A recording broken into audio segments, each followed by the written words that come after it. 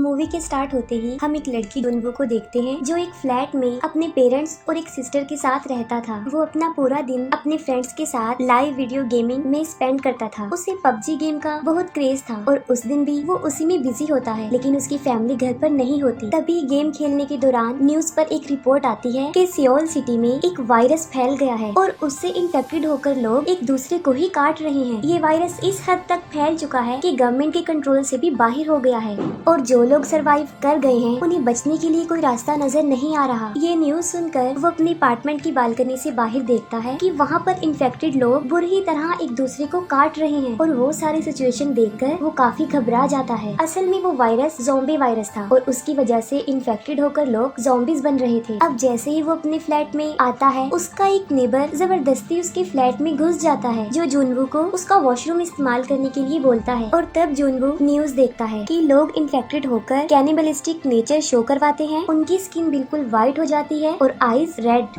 और बस इसके साथ ही उसका नेबर एक ज़ॉम्बी में कन्वर्ट हो जाता है। लेकिन फिर भी जुनवू उसे अपने फ्लैट से बाहर निकालने में कामयाब हो जाता है और फौरन वो दरवाजे को बंद कर लेता है। जुनवू को उसकी फैमिली का मैसेज भी आता है कि क्या वो ठीक है, और एक मैसेज आता है स्टे अलाइव। वो एक स्टिकी नोट पर अलाइव लिखता है और उसे अपने पेरेंट्स की पिक्चर पर चिपका देता है और ये वो एज अ मोटिवेशन करता है। जुनवू खुद को फ्लैट के अंदर ही बंद कर लेता है और मेन डोर पर fridge as a barricade use करता है ताकि वो ज़ॉम्बी अंदर एंटर ना हो सके। हेल्प के लिए वो एक सेव नोट यानी स्टे अलाइव सोशल मीडिया पर अपलोड करता है ताकि कोई उसकी पोस्ट को पढ़ के उसकी हेल्प तो करे, लेकिन कोई भी उसकी मदद के लिए नहीं आता क्योंकि जहाँ पर वो रहता था वो सारा एरिया ही ज़ॉम्बीज की लपेट में आ गया था। ये सब कुछ उसने एक ड्रोन के जरिए पता लगवाया था जब उसके पास सिग्नल अवेलेबल थे। उसके मोबाइल फोन की बैटरी भी डेड हो चुकी थी। नेबरहुड में ये वायरस तेजी से फैल चुका था और सब लोग ज़ॉम्बीज बन गए थे। इन ज़ॉम्बीज की एक खास बात ये थी कि ज़ॉम्बी बनने के बावजूद भी अपनी डेली रूटीन की सारी हैबिट्स याद रखते थे, जैसे कि सुनना, देखना,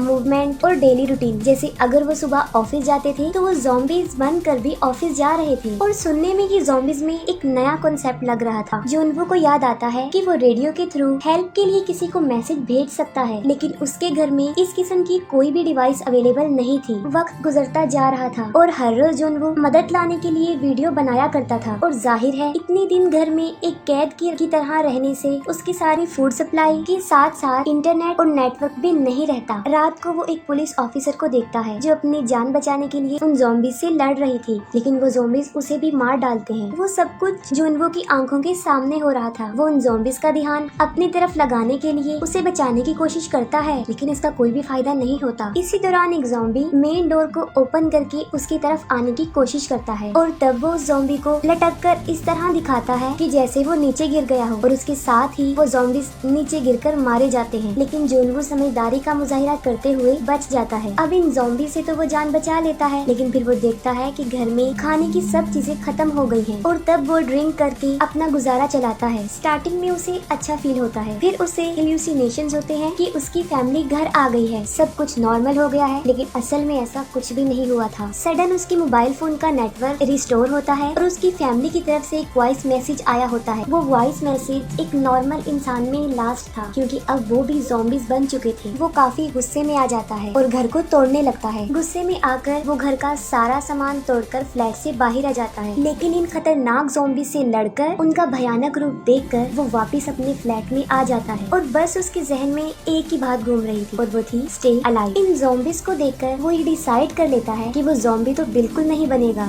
ये सोचकर वो खुद को फांसी लगाकर सुसाइड करने वाला था और तभी कोई सामने वाले फ्लोर से एक लेजर लाइट की मदद से उसे बचा लेता है। वो उठकर देखता है तो उसके सामने वाली बिल्डिंग में एक और सर्वाइवर बची थी जिसका नाम किम यूबिन था। वो दोनों डेली सिग्नल्स के थ्रू बातें किया करते थे। यूबिन ने अपने घर के मेन डोर पर एक ट्रैप भी लगाया था जिसके अंदर एक ज़ॉम्बी फंस जाता है और मौके का फायदा उठाकर यूबिन उसे मार डालती है। यूबिन एक अच्छी लड़की थी, वो किसी को भी मारना नहीं चाहती थी, लेकिन सिचुएशन कुछ ऐसी थी कि उसे उस ज़ॉम्बी को मारना पड़ा क्योंकि अगर वो उसे न मारती तो वो शायद उसे मार डालता। यूबिन देखती है कि जुनवू काफी दिन से भूखा है तो वो उसे खाना देने के लिए एक रस्सी को बांधकर उसके अपार्टमेंट में फेंकने की कोशिश करती है, लेकिन जिस बॉल के जरिए वो रस्सी को उस फ्लोर तक फेंक रही थी वो वहाँ पहुँचने की बजाय नीचे गिर जाती है। तब जुनवू अपना ड्रोन भेजता है और ड्रोन के जरिए उन दोनों के बीच एक रस्सी बांध दी जाती है और जुनवू तक खाना पहुँचाया जाता है। उसके बाद एक ज़ॉम्बी उस बॉल को देख लेता है जो अपनी रियल लाइफ लाइफ में एक फायर फाइटर था और उसे रस्सी पकड़कर आसानी से ऊपर चढ़ना भी आता था, क्योंकि ये ज़ॉम्बीज़ की नेचर में शामिल था कि वो अपनी किसी भी हैबिट को नहीं भूलते। वो उस बॉल को पकड़कर खींचता है जो रस्सी के सहारे योबिन के रूम की एक टेबल से बांधी गई थी। वो टेबल अपनी जगह से मूव करता है और जोर से आकर योबिन को लग जाता है, जिसकी वजह से वो बेहोश हो जाती है और वो ज़ॉम्बीज़ रस्सी को पकड़कर ऊपर चढ़ने लगते हैं। जुनवो अपना ड्रोन उस ज़ॉम्बी की तरफ भेजकर उसकी अटेंशन को डाइवर्ट करता है और उसके फेस पर एक कट भी लगा देता है। लेकिन अब जुनवो के मेन डोर पर भी ज़ॉम्बीज़ दरवाजा तोड़ने की कोशिश कर रहे होते हैं, जिससे उसका ध्यान ड्रोन के कंट्रोल से हट जाता है और वो ज़ॉम्बी उस ड्रोन को पकड़ लेता है। लेकिन इसी दौरान योबिन होश में आ जाती है। वो उस ज़ॉम्बी का हाथ काट देती है और वो सीधा जाकर नीचे गिरकर मर जाता है। जुनवो डिसाइड करता है कि वो आसपास के फ्लैट में जाकर वहाँ पर खाना ढूंढेगा। वो एक ज़ॉम्बी के पास से चाबी लेता है और फ्लैट के अंदर चला जाता है और जिस ज़ॉम्बी से उसने की ली थी, जुनवो को लगता है कि शायद वो ही फ्लैट का ऑनर है। उसको वहाँ पर खाने पीने के साथ साथ वॉकी टॉकी, एयरफोन्स और इसके साथ साथ माउंटेन हैकिंग का सामान भी उसे मिल जाता है, जिससे वो सोचता है कि यहाँ पर रहने वाला आदमी काफी एडवेंचर था। फिर वो बेडरूम में जाता है और वहाँ पर एक लेडी को देखता है जो कि मर चुकी होती है। लेकिन उस फ्लैट का मालिक ज़ॉम्बी आकर जुनवो पर अटैक कर देता है, लेकिन वो किसी तरह अपनी जान बचाकर वहाँ से निकल जाता है। वो एयरफोन्स की मदद से रेडियो के थ्रू मैसेज भेजना चाहता था, लेकिन अनफॉर्चुनेटली रेडियो भी डाउन था। अब जुनवो एक वॉकी टॉकी योबिन को भेज देता है। वो दोनों वॉकी टॉकी के जरिए काफी दिन तक एक दूसरे से बातें करते रहते हैं। योबिन जुनवो को बताती है कि उसे हाइट से बहुत डर लगता है। यहाँ पर हमें ये रियलाइज होता है कि खाने पीने के अलावा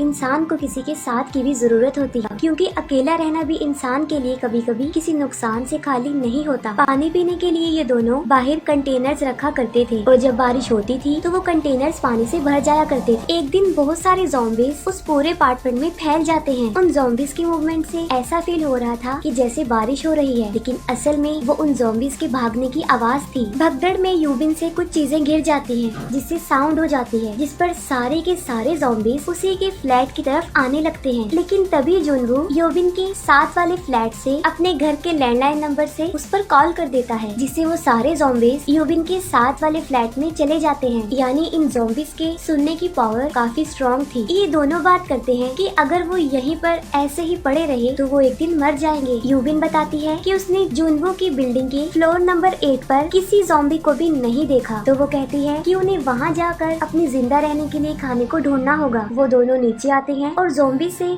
उनकी एक बड़े खतरनाक किस्म की लड़ाई छिड़ जाती है। वो किसी तरह बड़ी मुश्किल से अपनी जान बचाकर लिफ्ट में आते हैं और 8 फ्लोर पर जाते हैं, लेकिन ज़ॉम्बीज़ जो कि उनका पीछा नहीं छोड़ते वो भी वहाँ पर आ जाते हैं और तब एक अननोन पर्सन वहाँ पर आता है जो उन्हें उन ज़ॉम्बीज़ से बचा लेता है। वो आदमी उन दोनों को खाना और पानी ऑफर करता है। योबिन स्टार्ट से ही उस आदमी पर डाउटफुल थी और इसीलिए वो खाना नहीं खाती, लेकिन बाद में उसे मजबूरन खाना खाना पड़ता है। वो आदमी वाकई ही एक ठीक इंसान नहीं होता, वो उन्हें धोखा दे रहा था। उसने उन दोनों के खाने में बेहोशी की मेडिसिन मिलाई हुई थी। उन लोगों के बेहोश होने के बाद वो उन्हें बांध देता है। असल में ये आदमी अपनी ज़ॉम्बी बीवी के लिए योबिन को एज अ फूड लेकर जा रहा था। वो योबिन को अपनी ज़ॉम्बी वाइफ के रूम में फेंक देता है, लेकिन तभी जुनवो को होश आता है और वो उस आदमी को गन पॉइंट कर देता है, लेकिन वो फिर भी उसकी नहीं सुनता। यहाँ पर योबिन समझदारी का मुजाहिरा करती है। वो एक कपड़े के उस आदमी की वाइफ का फेस कवर करके उसी आदमी के ऊपर छोड़ देती है और वो औरत अपने हस्बैंड को ही काट लेती है। अब योबिन ना चाहते हुए भी उन्हें मार देती है और गोलियों की आवाज सुनकर सारे ज़ॉम्बीज़ उस फ्लैट की तरफ बढ़ते हैं और तभी योबिन जुनवो को कहती है कि वो उसे शूट कर दे और तभी उन्हें हेलीकॉप्टर की आवाज आती है। वो दोनों ज़ॉम्बीज़ का काफी मुकाबला करते हुए बिल्डिंग की छत पर आ जाते हैं, लेकिन अफसोस वहाँ पर उन्हें कोई भी हेलीकॉप्टर नजर नहीं आता। वो चंद बची कुची गोलियों से उन ज़ॉम्बीज़ को शूट करते हैं और साथ साथ अपने लिए प्रे करते हैं कि वो बच जाएं। और तभी अचानक से वहाँ पर हेलीकॉप्टर सच में आ जाते हैं। उन ज़ॉम्बीज़ को शूट करते हुए दोनों को सही सलामत हेलीकॉप्टर में बिठा लिया जाता है। वहाँ से निकलते ही सिग्नल भी आ जाते हैं और उनके फ्रेंड्स के आए हुए मैसेजेस देखकर वो खुश हो जाते हैं। दोनों सर्वाइवर अपनी पिक्चर्स को नेट पर अपलोड करके अपनी लोकेशन बताते हैं। फाइनली जुनवो का स्टे अलाइव अब अलाइव बन जाता है और बस इसके साथ ही ये मूवी एंड हो जाती है।